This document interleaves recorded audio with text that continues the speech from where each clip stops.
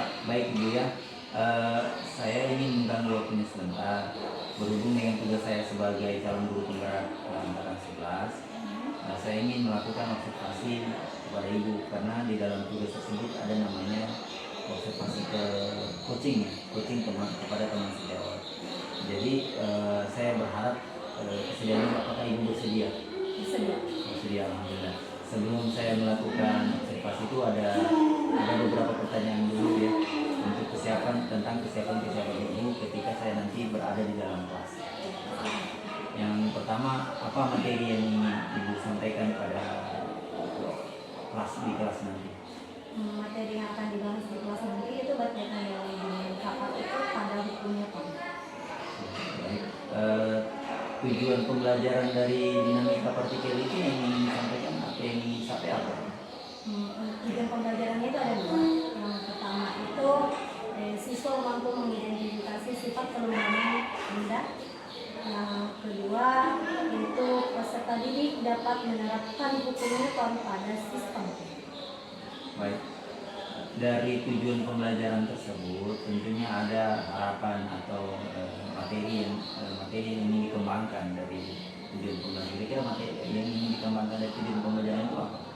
Yang ingin dikembangkan itu bahwa peserta didik harus tahu kehidupan mereka itu tidak lepas dari yang namanya fisika.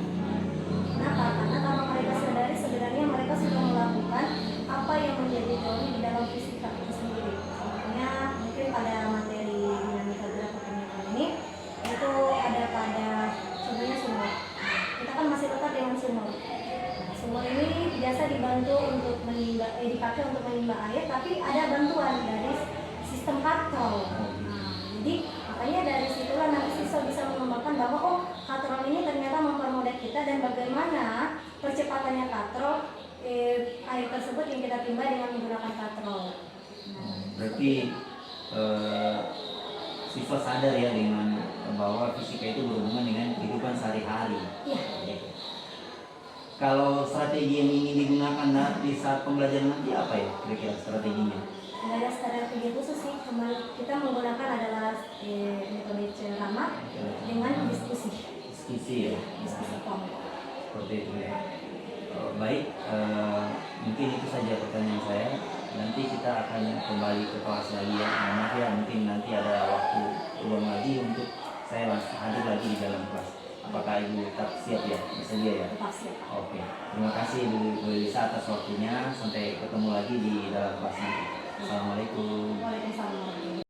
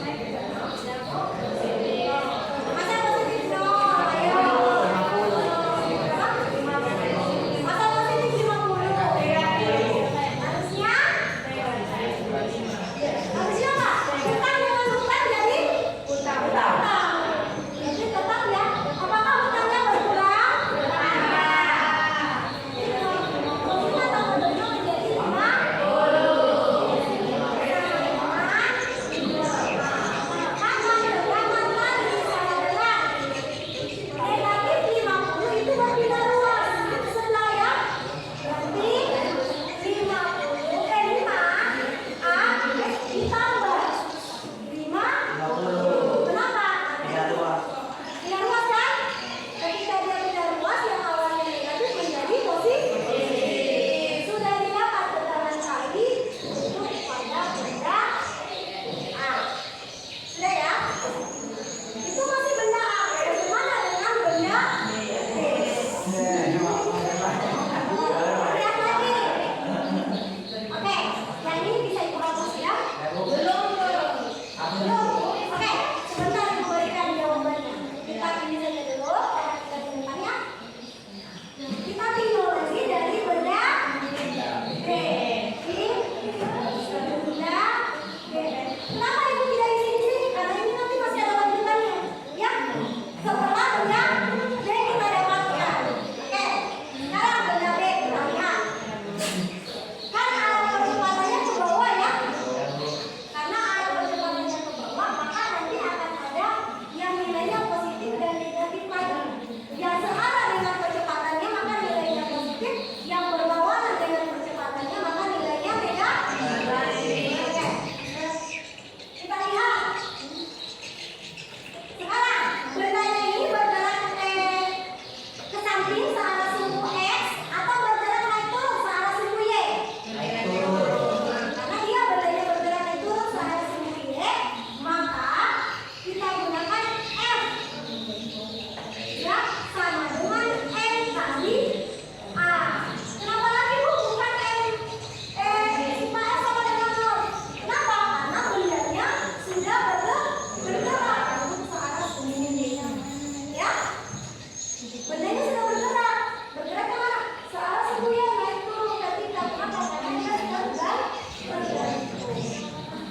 Maka wajib ketika bendanya sudah bergerak, wajib kita menggunakan hukum Newton dua. Oke. Kita harus tahu gaya-gaya yang bekerja searah sumbu Y.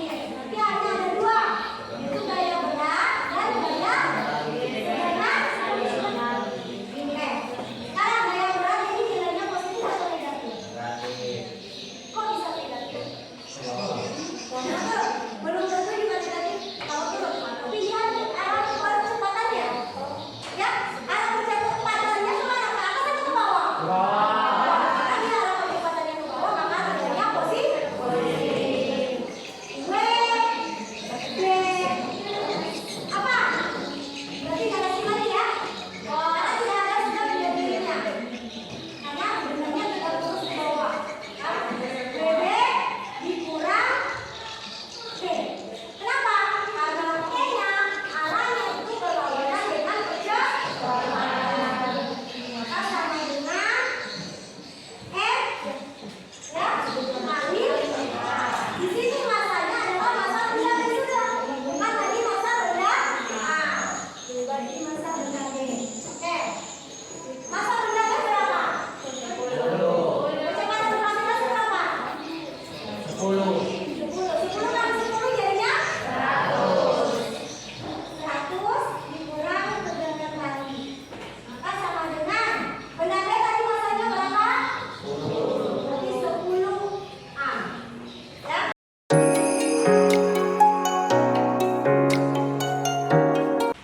Assalamualaikum Pak Mahmud. Waalaikumsalam Pak. Apa kabarnya hari ini? Alhamdulillah baik Pak. Ya, sesuai dengan jadwal pendampingan individu kelima, ya, hari ini kita akan membicarakan atau berdiskusikan beberapa agenda yang ada di pendampingan individu ini, dan salah satunya adalah terkait dengan pelaksanaan percakapan pasca observasi. Nanti Pak Mahmud akan melakukan percakapan tersebut bersama rekan sejauh. Dengan ibu siapa? Bagaimana kabarnya Bu Iza? Alhamdulillah baik. Ya. Jadi untuk mengucapkan maksud, kalau kamu sudah siap untuk melakukan percakapan, silakan melakukan diskusi percakapan tersebut bersama ibu. Baik. Ya, terima kasih Pak. Ya, apa kabar Bu Liz ya? Alhamdulillah baik. Sehat ya.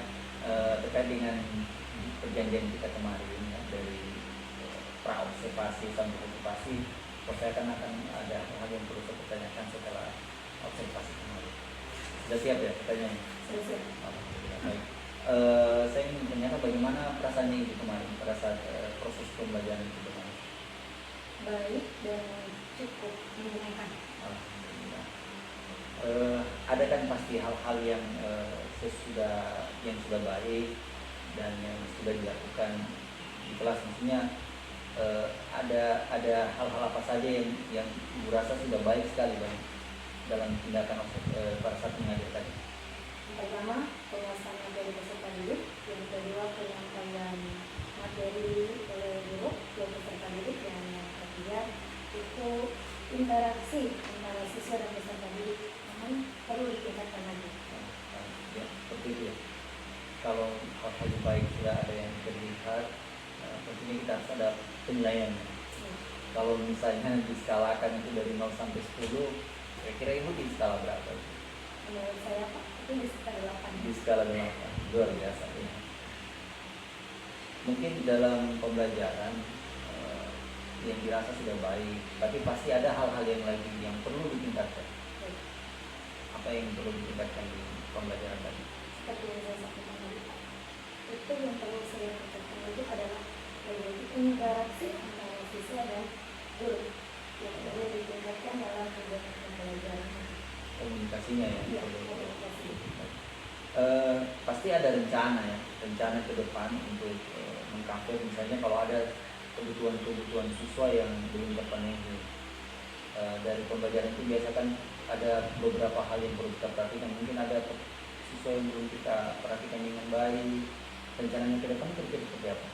Rencana ke depan Pak, mungkin melakukan asesmen awal dulu dengan peserta didik dan mengetahui sejauh mana kebutuhan peserta didik. Nah, setiap peserta didik kan ini memiliki karakter yang berbeda-beda, cara belajar yang berbeda-beda, dan kebutuhan yang berbeda-beda terkait dengan kebutuhan di dalam pembelajaran. Jadi memang kita sebagai guru harus melakukan diagnosis awal dulu untuk mengetahui dan bisa mengcover semua kebutuhan peserta didik dari diagnosis awal tadi. Masih awal ya. Oke. Nah, ini pertanyaan terakhir. Pelan-pelan saja dari pertanyaan ya.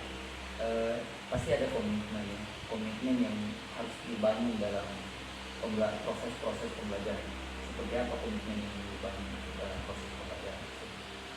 Itu komitmen yang perlu dibangun terkait ini adalah harus mengetahui peserta didik dulu kebutuhannya seperti apa. Dan kedua mungkin adalah meningkatkan rasa ingin tahu peserta didik. Kemudian kita juga sebagai pendidik jangan puas dengan apa yang kita ketahui sekarang dan harus tetap terus belajar seiring dengan mengikuti perkembangan zaman. Seperti itu Pak, karena sekarang ini adalah zaman Gen Z di mana peserta didik itu tidak lepas dari gadget. Jadi mungkin kita sebagai guru perlu meningkatkan kebutuhan kita dengan mengikuti perkembangan zaman dan tidak putus hanya untuk belajar di satu saja, tapi terus meningkatkan kemampuan itu pengetahuan kita sebagai seorang pendidik. Mungkin seperti itu. Ya, baik, seperti itu ya. Saya rasa sekian ya yang perlu saya evaluasi apa yang ditanyakan dalam pasca observasi. Terima kasih atas waktunya. Nanti kita akan bincang lagi di pertemuan. Ya. Oke, terima kasih ya.